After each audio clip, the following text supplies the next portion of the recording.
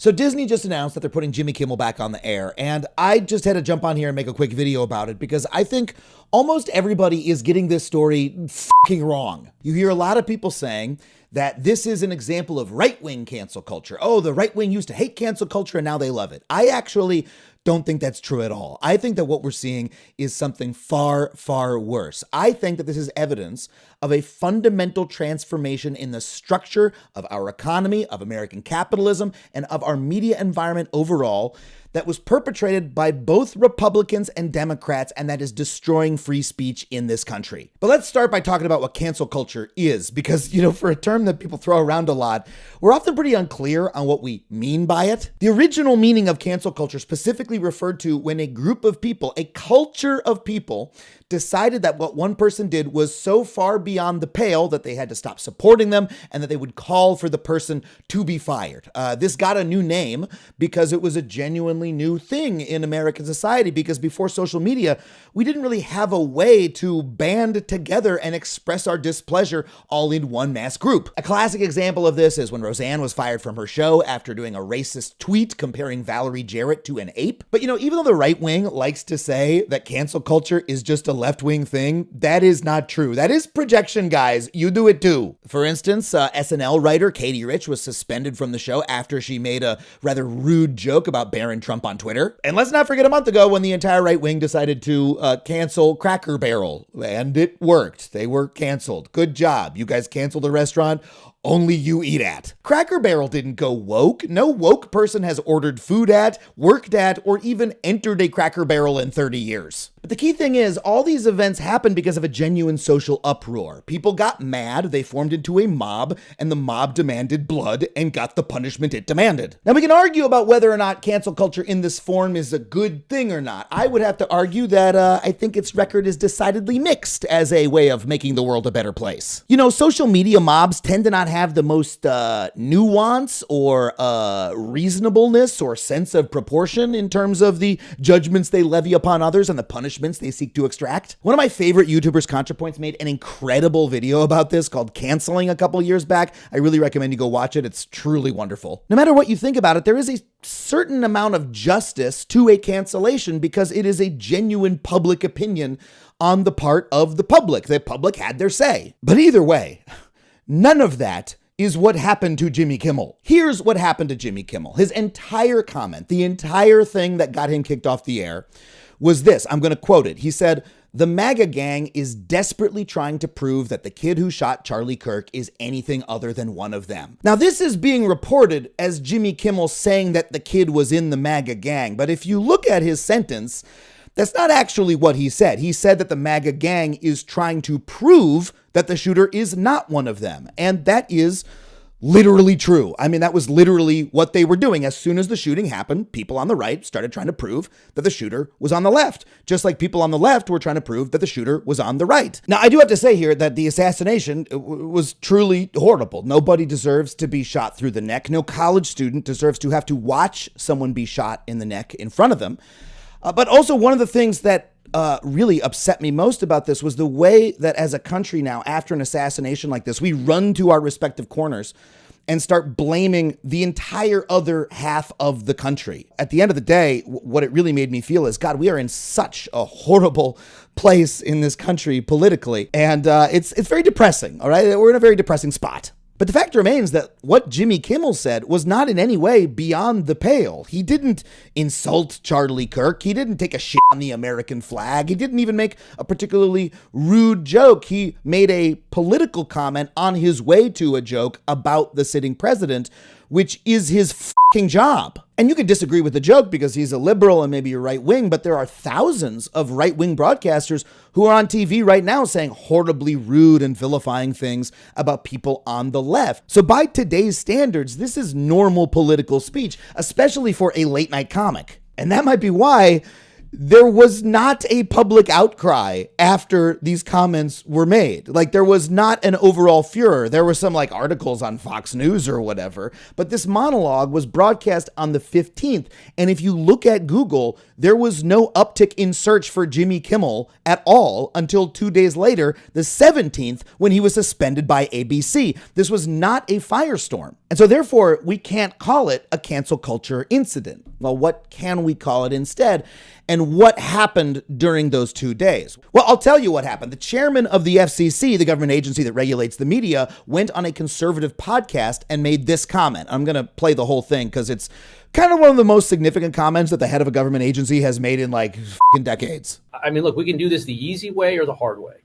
These companies can find ways to change conduct, to take action, frankly, on Kimmel, or, there's going to be additional work for the FCC ahead. And they have a license granted by us at the FCC, and that comes with it an obligation to operate in the public interest. I think, you could certainly see a path forward for suspension over this, but the individual licensed stations that are taking their content, it's time for them to step up and say, this, garbage, to the extent that that's what comes down the pipe in the future, isn't something that we think serves the needs of our local communities. So let's break down what's happening in this clip. Unlike cable TV and the internet, the broadcast networks like ABC and CBS operate on the public airwaves, and those airwaves are supposed to belong to all of us, the public. As a result, the FCC gives a license to those broadcasters that allows them to use the public airwaves. And what Brendan Carr is saying to ABC and the local stations that carry ABC directly is that if you do not remove Jimmy Kimmel from the air, we will take away your licenses. I mean, he literally says, we can do this the easy way, or we can do this the hard way. That is a direct threat from a government regulator against the businesses he regulates, saying that he will make it impossible for them to do business unless they remove a comedian whose speech the president doesn't like. And the companies, well, they decided to do it the easy way. They didn't want their fucking kneecaps broken. Nexstar, a company that operates 28 ABC channels, said that they would stop airing Jimmy Kimmel on their local stations, soon after which ABC yanked him off the air entirely. Now, I've seen a lot of people in right-wing media saying this was just a business decision. Like, people were mad at ABC, and so ABC decided to take him off the air because the public demanded it. But this was not actually a business decision. The executives did not want to remove Jimmy Kimmel. They were forced to. According to reporting from Rolling Stone, multiple executives felt that Kimmel had not actually said anything over the line, but the threat of Trump administration retaliation loomed.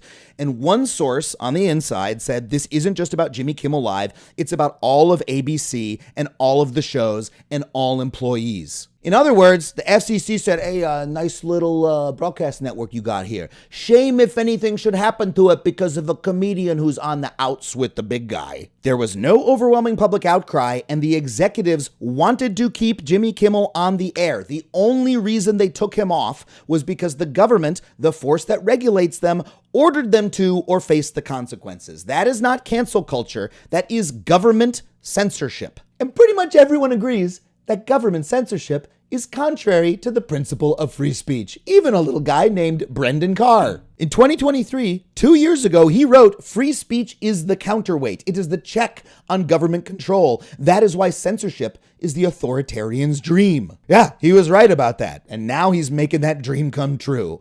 Specifically, Trump's dream. Oh, Trump has also said he's for freedom of speech. In fact, in his inauguration address, he said that he would, quote, immediately stop all government censorship and bring back free speech to America. But now, he is the government, and he is censoring political speech just because he feels like it. And you know what is really striking about all of this is how little these guys are trying to hide what they're doing. I mean, at least with Stephen Colbert's firing, they didn't do it out in the open. But then Trump was so happy about it, he posted on Truth Social, good riddance, Jimmy Kimmel is next. And then, a couple months later, after there were no repercussions for forcing Colbert off the air, they do the same thing to Jimmy Kimmel, only this time they do it out in the open. I mean, Brendan Carr literally made the fucking threat on air, and then Trump tweeted, good riddance again, now Fallon and Myers are next. You know, I'm old enough to remember a time a couple months back when people in Trump's movement were saying things like this. It's like legalized comedy.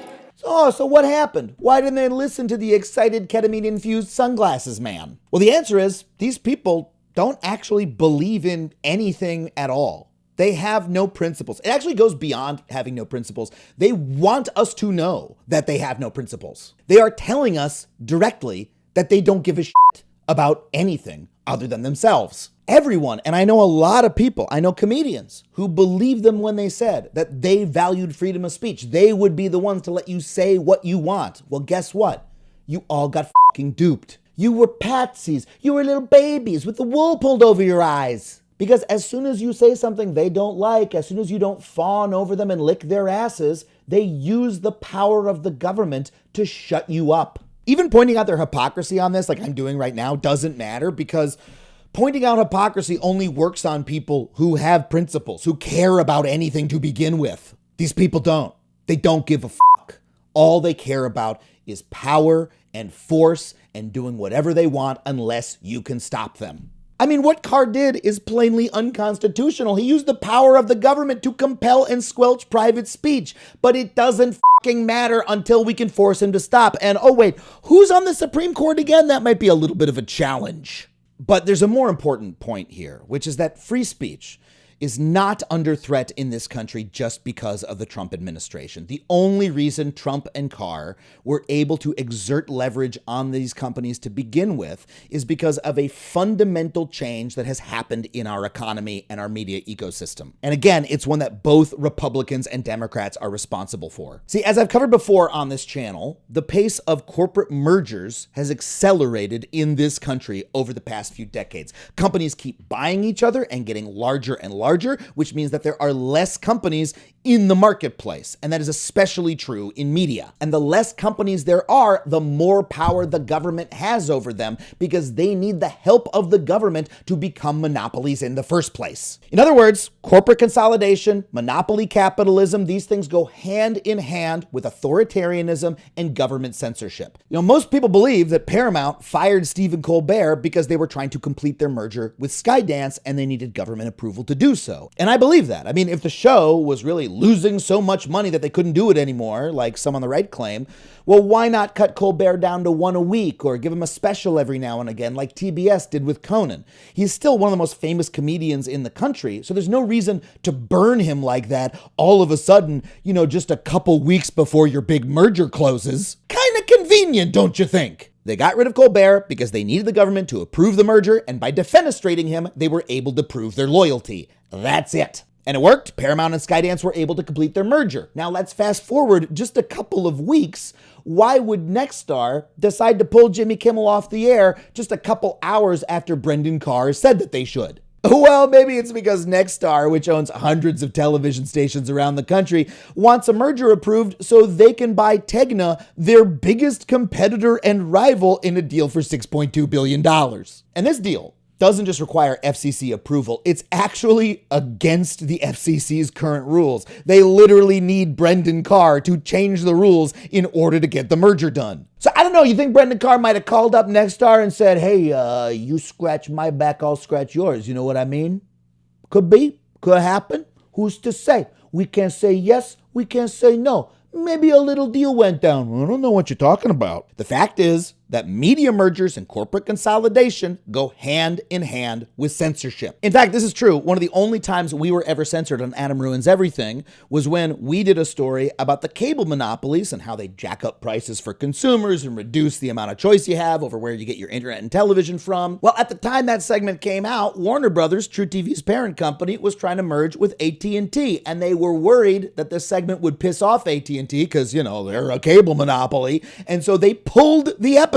You still can't even find that segment on YouTube. They didn't let us post it on the goddamn internet. So look, mergers are bad for a lot of reasons. They hurt the overall economy. They lead to massive layoffs. They lead to higher prices, all to benefit just a small number of shareholders. But also, one of the original reasons we passed antitrust, anti-monopoly legislation in the New Deal era of the 30s was that Americans recognized that monopolies weren't just bad for the economy, they're also bad for democracy. Because if a few number of people control an entire industry, they can control how life in this country functions, and you have no say over it. If one company controls the entire electricity grid, they can control what you do with electricity. And if one company controls the entire media industry, they can decide what you get to say. And just as critically, the less of these companies that there are, the more leverage the government has to lean on them and force them to do or say what the government wants. In fact, this concept is so powerful that when you look at fascist or authoritarian regimes around the world, they generally don't exist unless there are also monopoly companies that are controlling that country's economy. An antitrust attorney put it this way. He said, fascism or authoritarianism don't happen without concentrated markets.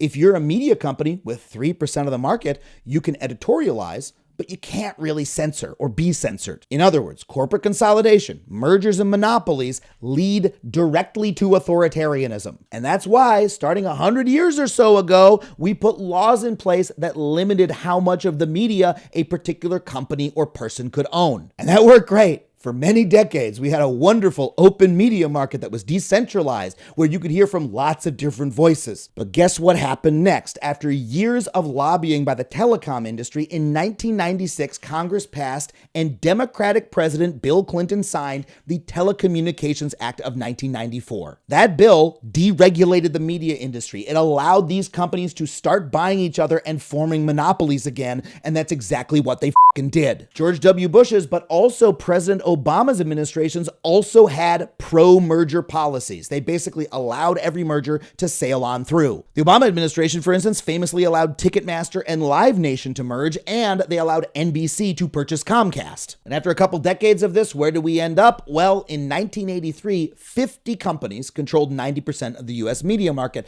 but now that number is down to just 5. Now, the Biden administration did try to change this. They tried to change merger policy for the first time in decades to stop consolidation like this. I've spoken with Lena Khan on my podcast, Factually. You can check out those interviews to see what they did and how far they got. For instance, they were able to stop Penguin Books from buying Simon & Schuster, which stopped book publishing from becoming even more of an oligopoly than it already is. But as we all know, the Biden administration didn't last that long, and under Trump, mergers have become supercharged. Specifically, the right-wing billionaires have now realized that they can use mergers and buyouts specifically to make America's media less democratic and more right-wing. After Elon bought Twitter in 2022, all the big billionaires bought in. Billionaires Jeff Bezos and Patrick Soon-Shiong bought the Washington Post and the LA Times, where they forbid both papers from endorsing Kamala Harris in 2024. The Ellison family of billionaires who own Oracle and Skydance are also allied with Trump, bought Paramount, and then they fired Stephen Colbert. And Skydance Paramount is now making a bid to merge Paramount and Warner Brothers, which would be one of the most destructive media mergers possible. I mean, these are two historic movie studios and television companies. This is like the media equivalent of Ford buying Chevy. It would devastate what is left of the entertainment industry, but maybe even more importantly, it would also put CNN's entire news organization under the same umbrella as CBS News, owned once again by a couple of right-wing billionaires. And just in the past couple days, the Trump administration announced that an entire group of billionaires, including the Ellisons, Mark Andreessen, and the fucking Murdochs, the Fox News people, are buying TikTok, putting the MAGA movement in control of the TikTok algorithm. So because of the merger frenzy that both parties allowed, we are now rapidly entering an America where we just don't have a free media anymore. Because the few companies that still exist, there's just a couple players still out there at this point, they're either owned by a right-wing billionaire, or they are so big and want to merge so badly that the government can force them to censor political speech it doesn't like. Oh, and by the way, you think YouTube is going to save you? You think, hey, at least we're all free to upload what we want on YouTube. Let me fucking level with you. YouTube is itself a monopoly over online video. You ain't going to Vimeo to watch video essays like this one, okay? And everyone who posts here, like me, is reliant on the YouTube algorithm to get views. If the algorithm likes my video, people see it. If the algorithm doesn't like it, they don't. I mean, hit like and subscribe, please do, but the algorithm is in charge. And do you think, after all we've seen, that the government doesn't see that YouTube algorithm as a pressure point, as a place where they can exert leverage to ban speech they don't like and promote speech they do like? Of course they do. Now, those on the right will say that liberals do this too. During COVID, vaccine skeptical people like Robert F. Kennedy Jr. himself were kicked off of social media platforms, the gigantic social media platforms that they had to be on to reach people. And I do think the right actually has a point here. Liberals will tell you that they were trying to combat misinformation to save lives from this deadly pandemic. But I don't think they appreciated enough how that policy and the gigantic centralized media companies that enabled it could be weaponized against them. But I also think that the right wing, the MAGA movement, is not taking that lesson either, because they should recognize that their views will be the ones to be censored next time they are out of power. Like, if you are censored, your response should not be to censor other people more. It should be to get rid of censorship. That is what I would like to do, and that is what I would hope we would all want to do. But that is not what the people in power are doing right now. They are doing more censorship, more corporate consolidation, more monopoly media companies, which could be wielded just as destructively by a Democrat the next time they're in office. The fact is that censorship of views you don't like leads inevitably to censorship of views you do like. And when we allow media companies to consolidate and become monopolies, it leads to more censorship of literally all of us. And that is just, I don't use this word lightly, but it's fucking un-American. Like, I'm literally a comedian because I watched other comedians like Jon Stewart on TV being rude and mean and politically incorrect about the Iraq war. The government did not like that speech. A lot of people were offended by that speech, but they said it anyway, and guess what? They were fucking right. And even if they weren't, we should all get to live in a world where you can say what you want without the fear of the government coming after you. I mean, say what you will about cancel culture, but at least that's the culture. At least that's other people. It's not the literal fucking president coming for you. I mean, in the face of that, the endless debates we've had about cancel culture over the past 10 years seem trivial. I mean, sure, cancel culture, not a great thing. Government censorship is worse. This government censorship and media monopolies, this is the threat to free speech that all of us, right and left, need to be worried about. Well, you know what? The good news is a lot of people were worried about it.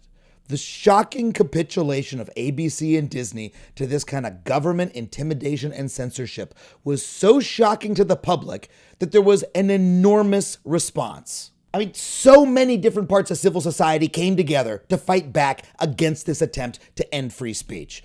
Entertainment unions like the Writers Guild of America, of which I'm proud to be a member, protested outside of ABC headquarters. In Hollywood, major show and movie creators said that they would stop working with Disney unless they reversed the decision. And most importantly, average members of the public waged an almost spontaneous boycott, quitting their Disney Plus, Hulu, and other subscriptions in droves and costing Disney billions. And these tactics were so successful that not only did Disney bring back Jimmy Kimmel, Brendan Carr, the chair of the FCC, walked back his threat. The dude was like, no, when I said we could do it the hard way, I meant it's way hard to resist Jimmy Kimmel's comedy because he's so funny. Please don't be mad at me. So there's a couple things we can take from this. First of all, these people are fucking weak. They're pushovers. They talk big, but they're like a cardboard stand-up movie actor. Give them a little push and they'll fall right over. And the next time a company is on the receiving end of threats, they need to push back. This kind of censorship, this kind of bullying is not popular. The people do not like it, and we will push back. The culture of America is strong, and if you try to take away our rights, we will cancel you. Collective power works. When we work together and fight back, we can win.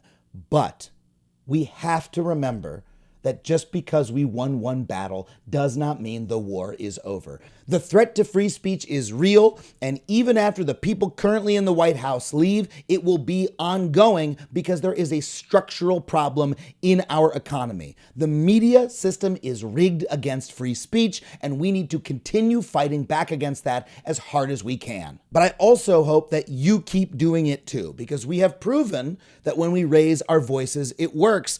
And we do not yet live in a totally oligopoly-dominated media environment. And as long as they do not, we need to keep running our f***ing mouths and speaking up, not just against the current administration, but against the form of monopoly capitalism that is seeking to silence all of us.